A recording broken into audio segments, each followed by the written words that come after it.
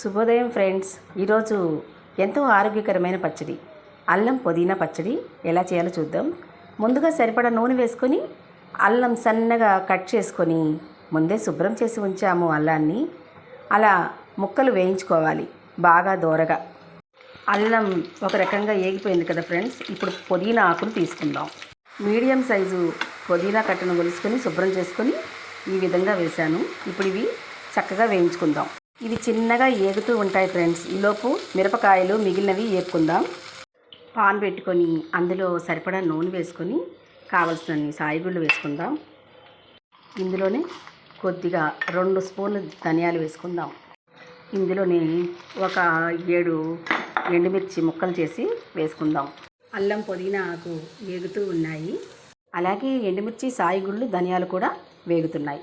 బాగా ఏగిపోయినాయి ఫ్రెండ్స్. ఇప్పుడు కాస్త కరివేపాకు వేశాను, జీలకర్ర 1 స్పూన్ వేశాను, కొద్దిగా వాము వేసుకుందాం.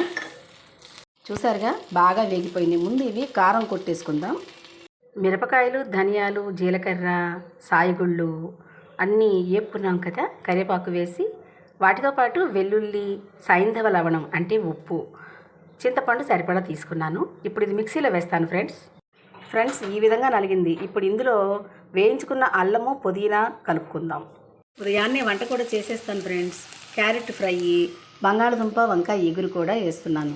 ఎందుకంటే ప్రతిలిపిలో వర్క్ చేస్తాను, యూట్యూబ్లో వర్క్ చేస్తాను, ఖాళీ ఉండదు కదా.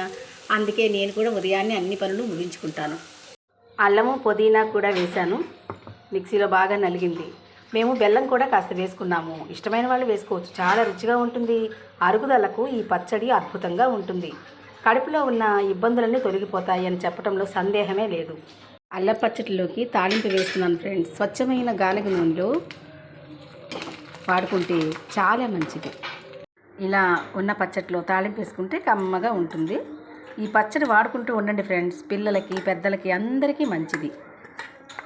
Okay, bye. క్యారెట్ ఎప్పుడు వేగుతూ ఉంది. అలాగే వంకాయ బంగాళదుంప పులుసుకి ఇప్పుడే తాలింపు వేశాను.